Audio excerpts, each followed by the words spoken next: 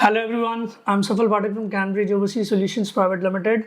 आज हम बात करेंगे उन 5 डॉक्यूमेंट्स के बारे में। अगर आपके पास ये 5 डॉक्यूमेंट्स हैं तो किसी भी बड़ी कंट्री का टूरिस्ट वीज़ा, चाहे वो कनाडा का मल्टीपल एंट्री टूरिस्ट वीज़ा है 10 ईयर्स का, चाहे ऑस्ट्रेलिया का टूरिस्ट वीज़ा है, चाहे वो यूरोप, यूके, शेनिगन, जिस भी कंट्री, बड़ी कंट्री का अगर आप टूरिस्ट वीज़ा चाहते हैं कि आपका डेफिनेटली अप्रूव हो, तो आपके पास ये 5 डॉक्यूमेंट्स होने चाहिए। पर ये पांचों के पांचों डॉक्यूमेंट्स स्ट्रॉन्ग होने चाहिए। अगर आपके पास ये 5 स्ट्रॉन्ग डॉक्यूमेंट्स हैं तो आप इनमें से जितनी भी कंट्रीज़ के मैंने नाम लिए हैं, ऑस्ट्रेलिया हो गया, न्यूजीलैंड हो गया, कनाडा हो गया, शेंगन हो गया, जिस भी कंट्री का आप टूरिस्ट वीज़ा चाहते हैं कि आपका अप्रूव हो, तो वो डेफिनेटली अप्रूव होगा अगर आपके ये पांचों के पांचों डॉक्यूमेंट्स स्ट्रांग हैं। तो चलिए जानते हैं 5 के 5 डॉक्यूमेंट्स कौन से हैं। तो इसमें जो फर्स्ट डॉक्यूमेंट है वो है, अगर आप जॉब करते हैं या बिजनेस करते हैं, कुछ भी करते हैं दोनों में से, उसके आपको डॉक्यूमेंटेड प्रूफ देने होंगे। अगर आप जॉब करते हैं तो आपको अपनी जॉब से एनओसी लेना पड़ेगा, नो ऑब्जेक्शन सर्टिफिकेट। उसके साथ आप अपनी सैलरी स्लिप्स लगाइए। उसके साथ आप कि जो सैलरी आपके अकाउंट में क्रेडिट होती है उसकी आप स्टेटमेंट लगाइए, ठीक है। और इसी के साथ अगर आप बिजनेस करते हैं तो उसका भी आपको कोई ऐसा प्रूफ देना होगा जो आपको गवर्नमेंट ने इशू किया है। जैसे आप अपना जीएसटी सर्टिफिकेट लगा सकते हैं, आप अपना कोई प्रोप्राइटरशिप लगा सकते हैं, अगर कोई कंपनी है तो वो प्राइवेट लिमिटेड है उसका सर्टिफिकेट लगा सकते हैं, अगर आपकी कोई ट्रस्ट है, सोसाइटी है, उसका सर्टिफिकेट लगा सकते हैं। मतलब कोई ऐसा डॉक्यूमेंट लगाना होगा जो आपको गवर्नमेंट ने इशू किया है, ठीक है। मतलब अब कुछ लोग बोलेंगे कि हम जो है बिजनेस कर रहे हैं, पिछले 10 साल से कर रहे हैं, 15 साल से कर रहे हैं, हमने रजिस्टर नहीं कराया।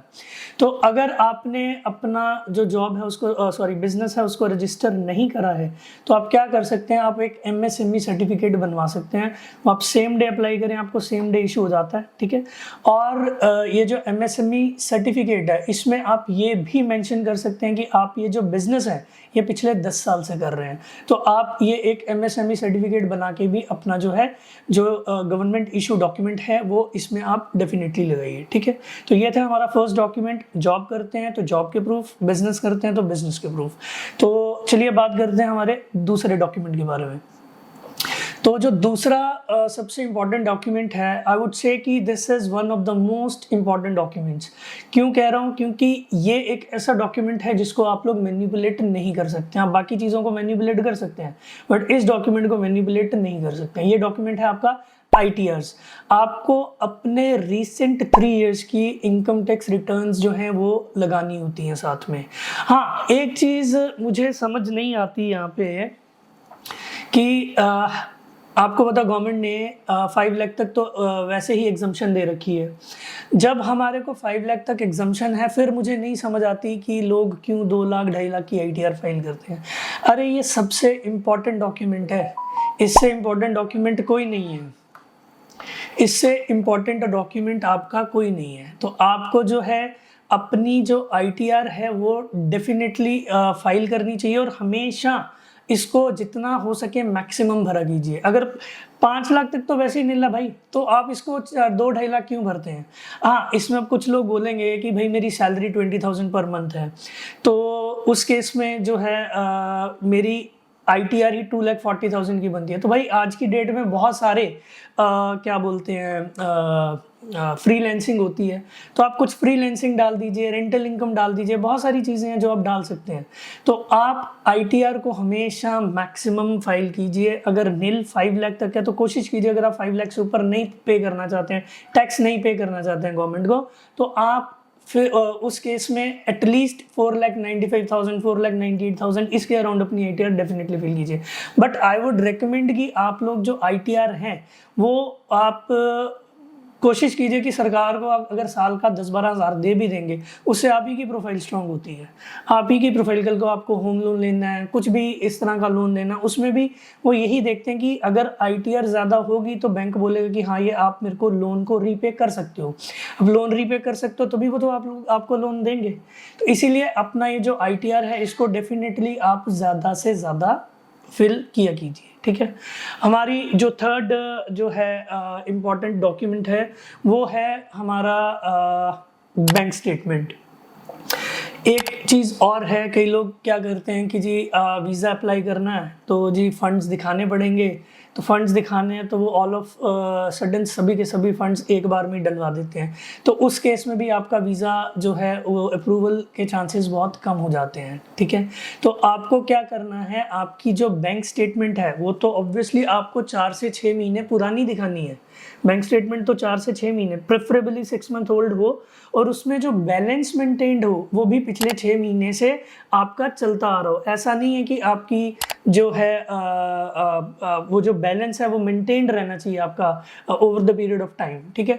तो स्टेटमेंट पुरानी लगाइए। हाँ, आप इसमें अपनी एफडीज भी लगा सकते हैं, क्योंकि एफडी अगर किसी ने अपना फिक्स्ड डिपॉजिट लगा रखा है, बना रखा है, तो वो अगर 4-6 महीने पुराना है तो आप अपना फिक्स डिपॉजिट भी इसमें लगा सकते हैं। बट उसके साथ अपनी बैंक स्टेटमेंट ज़रूर लगाइए। अकेला एफडी लगा के भी आपकी बात नहीं बनेगी, उसके साथ bank statement is very important. और कोशिश कीजिए, अगर आप बिजनेस करते हैं और बिजनेस ट्रांजेक्शन्स जिस भी बैंक अकाउंट से होती हैं तो आप उसी स्टेटमेंट को लगाएं, उसको तो लगाएं ही लगाएं, और किसी और बैंक में भी अगर आपका सेविंग अकाउंट्स हैं और उसमें पैसे हैं तो वो भी लगाएं।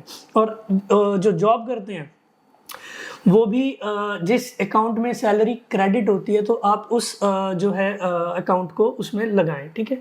और इसी के साथ हमारा जो 4th डॉक्यूमेंट है वो है सीए रिपोर्ट। हम सीए रिपोर्ट क्या होती है, जो आपका नेट वर्थ सर्टिफिकेट होता है, ठीक है। नेट वर्थ सर्टिफिकेट, उसमें जो हमारा चार्टर्ड अकाउंटेंट होता है, या आप किसी अकाउंटेंट से भी बनवा सकते हैं, वो किसी आगे सीए के तो stamp and signature is very important. तो आपने क्या करना है कि अपनी जो ये है स्टेटमेंट सीए रिपोर्ट, तो सीए रिपोर्ट आपने डेफिनेटली लगानी है। इसमें सीए आपसे खुद ही वो डॉक्यूमेंट्स मांग लेगा। आप बोलेंगे कि हमें नहीं पता कि उसके लिए क्या डॉक्यूमेंट्स चाहिए, तो आप जब सीए के पास जाएंगे वो खुद ही आपको बता देगा कि क्या क्या डॉक्यूमेंट्स चाहिए। वो इनफैक्ट उसमें सब कुछ लगाता है, आपकी प्रॉपर्टी वैल्यूएशन रिपोर्ट्स लगती की डिटेल्स जाएंगी, आपके बैंक स्टेटमेंट्स, एफडीज, एवरीथिंग। तो सीए आपसे खुद ही मांग लेगा जी आपसे क्या क्या डॉक्यूमेंट्स उसको चाहिए होंगे सीए रिपोर्ट के लिए। और जो 5th डॉक्यूमेंट है वो है प्रॉपर्टी वैल्यूएशन रिपोर्ट। होता क्या है कि हम क्या करते हैं कि सीए रिपोर्ट में मेंशन रहता है कि जी इसके पास इमूवेबल एसेट्स इतने हैं, मूवेबल एसेट्स इतने हैं। तो वो जो इमूवेबल एसेट्स होते हैं जो जिसमें हमारी प्रॉपर्टीज़ वगैरह हैं, तो वो जो आपने प्रॉपर्टी की वैल्यूएशन करा रखी होती है। कई लोग क्या करते हैं कि सिर्फ सीए रिपोर्ट लगा देते हैं और क्या बोलते हैं प्रॉपर्टी वैल्यूएशन रिपोर्ट नहीं लगाते हैं। तो मैं यहाँ पर रिकमेंड करूँगा कि अपनी जो है ये प्रॉपर्टी वैल्यूएशन रिपोर्ट डेफिनेटली लगाएं। तो ये जो 5 डॉक्यूमेंट्स हैं ये तो ज़रूर लगाएं। इसके अलावा जो बेसिक डॉक्यूमेंट्स है, पासपोर्ट, आधार कार्ड, पैन कार्ड या फोटोग्राफ, मैंने उसकी बात नहीं करी क्योंकि वो तो ऑलमोस्ट हर किसी के पास होता ही है। तो ये जो 5 डॉक्यूमेंट्स हैं ये आपको डेफिनेटली लगाने हैं। हाँ, अब मैंने बोला था कि अगर ये 5 डॉक्यूमेंट्स हैं तो डेफिनेटली आपका वीज़ा आएगा। मैं फिर कह रहा हूँ कि ये पाँचों के पाँचों डॉक्यूमेंट्स आपके स्ट्रांग होने चाहिए, ठीक है।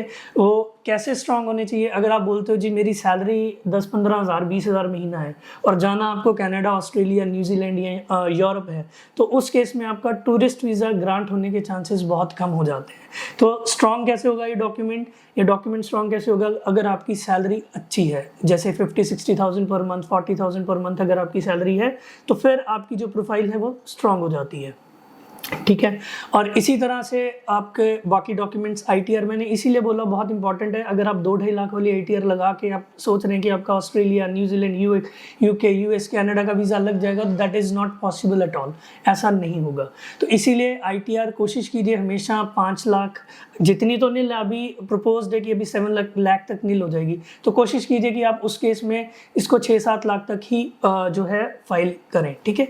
तो इसी के साथ आज की वीडियो ख़त्म करते हैं। बहुत जल्द मिलेंगे नेक्स्ट वीडियो के साथ। एंड डेफिनेटली एक काम कीजिएगा, इस वीडियो को शेयर भी कीजिएगा और मेरे चैनल को सब्सक्राइब भी कीजिएगा। Thank you very much.